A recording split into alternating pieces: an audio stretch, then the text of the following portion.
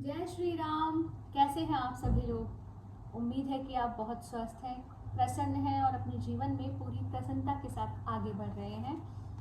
तो विनय पत्रिका के पाठ को आगे बढ़ाते हैं। पद संख्या 163, 163। एके दानी शिरोमणि साचो। हे श्री राम, एके दानी, सच्चे दानियों में शिरोमणि एक आप ही हैं। जोई जाचो सोई जाचकता बस, फिर बहु नाच न नाचो।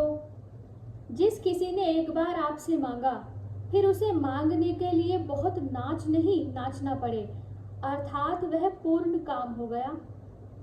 जब हम संसार में रहते हैं तो हमारी इच्छाएं होती रहती हैं। एक इच्छा पूरी होती है तो दूसरी इच्छा उत्पन्न हो जाती है। पर जब हम श्री राम जी से जुड़ते हैं और उनसे भक्ति मांगना शुरू करते हैं तो मांगना ही खत्म हो जाता है, अर्थात वो नाचना बंद हो जाता है। सब स्वार्थी असुर सुर नर मुनि, को न देत बिनु पाए। कोसल पालु कृपालु कलप तरु, द्रवत सकृत सिर नाए। इसका अर्थ है कि दैत्य देवता मनुष्य मुनि ये सभी स्वार्थी हैं। बिना कुछ लिए कोई कुछ नहीं देता।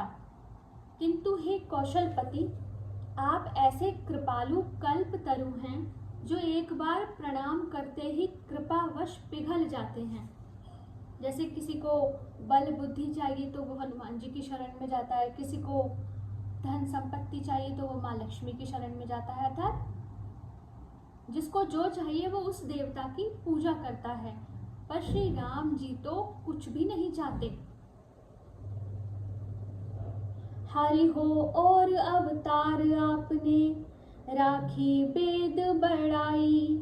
ले चिवरा निधि दई सुदामहि, जद्यपि बाल मिताई। इसका अर्थ है आपने अपने दूसरे दूसरे अवतारों में भी वेदों की मर्यादा का पालन किया है।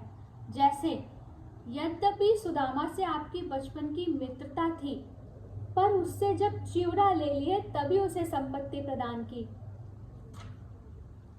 कपि सबरी सुग्रीव विभीषण, को नहीं कियो अजाची।